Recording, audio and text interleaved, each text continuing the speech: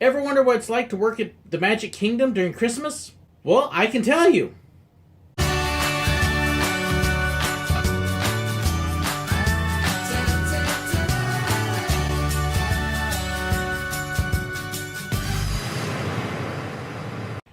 Christmas is a magical time at Disney. There's so much going on, and they've decorated the parks, and the transformation is incredible when you're there. You can actually be working on Halloween Day, and the whole park is decorated with pumpkins and jack-o'-lanterns and fall colors. You leave work that night, and it looks like fall.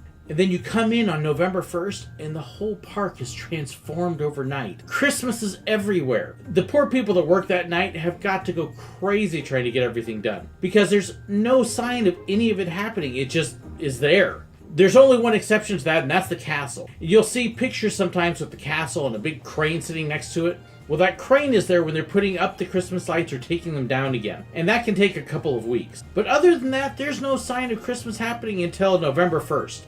And then it's on. It's a wonderful transformation, especially at night. We take pictures of the castle at night year-round, but at Christmas, the castle is lit up totally different. It looks like icicles and snow all over it.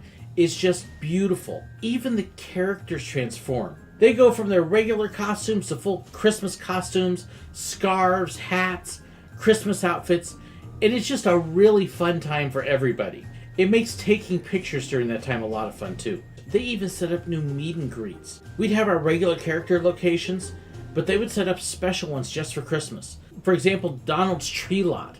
And Donald would come out, Scrooge McDuck, who wasn't out all that often, he would make appearances there, the Chipmunks would make appearances. So you could actually even meet some characters that you wouldn't get to see any other time of year, just for Christmas. So if you're into meeting characters, Christmas is a great time to go. There's a lot of other things that happen too. They do a whole different castle show during Christmas time, and then the Christmas parade. My family and I would actually come in on my day off, just so we could watch the Christmas parade. The March of the Toy Soldiers that takes place is the only time they do it. Maybe you watch it on TV and you can get a good idea of what it's like, but it's different being there in person. One of my favorite parades. Christmas, the week before and the week after, is the busiest time of the year for the Disney parks. Nothing else comes close. You're hearing me right. It's busier than summer, busier than any other holiday. So if you're thinking, oh, hey, let's go to Disney World at Christmas. Nobody goes then. Everybody's thinking the same thing you do. Those 2 weeks around Christmas, Magic Kingdom typically closes the gates at 11 because they reach capacity every single day. That means they've got the park so full they can't put any more people into it. It becomes dangerous. Those days we may be out on Main Street shooting pictures of people, and the crowds would become so thick that they would actually pull us off the street and inside because it became dangerous to be out there. The crowds would be so heavy that if you were out there shooting, you got used to getting kicked, bumped, knocked around, hit with strollers, people running into you because they couldn't see you. There were so many people. A lot of times if you're up at the end of Main Street by the gates, you try to take your pictures with a little bit of distance between the family to help make the castle look bigger and do some nice little tricks to make it look good. You couldn't do that at Christmas. You had to be close. Otherwise, you had 50 people in the middle of your picture and you couldn't take it. Huge crowds. Same thing on weekends because that's when the locals would come in. So if you're going to go during Christmas time, go in November or the first week or two of December during the week. That's the time to be able to get the lightest crowd so you can actually go see and do everything. But the crowds were just huge. During those couple weeks around Christmas and the weekends, you knew to get to work early. Anywhere from 30 minutes to an hour earlier than you usually did because there would be so much traffic and so much time to get to where you're working. Even with the utilidors, it was still busy. Holidays off wasn't going to happen unless you had some big-time seniority or you were a part-timer that could pick your own days. You just expected to work Christmas Day, Christmas Eve, Thanksgiving Day. You could try and ask for it off, but if you didn't ask 6 months in advance and were one of the very first, it wasn't going to happen. So there were a couple times on Christmas Day where I would get up early, my family would do presents real quick, and then I would be out the door and off to work to go work on that day. You just expected to have to work. That's just how it was. I was always amazed at how heavy the crowds were and how many people were just utterly shocked and surprised and dismayed by how many people were there. I can't tell you how often I heard people come up to me and say, Why are there so many people here? It's Christmas, they're not supposed to be here. Well, bub, everybody thought the same thing you did, and that's why they're here. It's when kids are out of school, it's when people have free time and they're off of work, and so they pour in. People hadn't thought and planned ahead. You could expect at Christmas for every ride to have long lines. Every ride. Lots of people, lots of crowds. So much so that when I went on part-time later and was able to pick my days off and kind of choose when I didn't want to work, I would bring the kids in on Christmas Eve. And we just planned to not go on any rides. We'd see some shows, we'd watch the parade, we'd do anything that you didn't really have to wait in a line for. We had a great time. But we knew ahead of time that we weren't going to be getting on Jungle Cruise or Space Mountain unless we had a fast pass. And that's probably the biggest thing about working at Disney World during Christmas is just dealing with the crowds.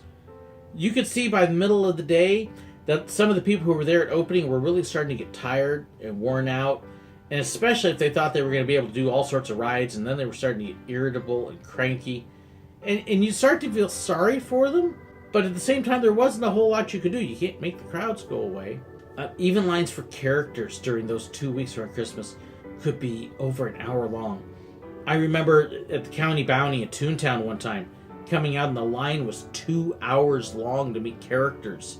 It was all through the tent, out the door, and out in the street, and it was just scary long. When we'd be out on the streets taking pictures or taking pictures of the castle at night, you learn to kind of be able to mark off your space, make a presence to you. One of the biggest tricks of being a photographer is letting people know you're there, yes, to have fun, but also to kind of mark off your territory. So I would get even louder, but happier, so that way people knew I was there and they could hear me before they would see me. Otherwise, they'd run me over. And so I would be out there shooting pictures with people, saying, all right, everybody, get together over there, smile just like that, big hands, big smiles, woo! And making a lot of noise. And people would know that we were there that way, especially with the tripods. When you've got a couple $1,000s of camera equipment sitting around your neck or sitting on a tripod waiting to get knocked over, you had to make sure that people knew you were there. In fact, at night, if we weren't shooting pictures, we still didn't let go of those tripods. We had a hand on it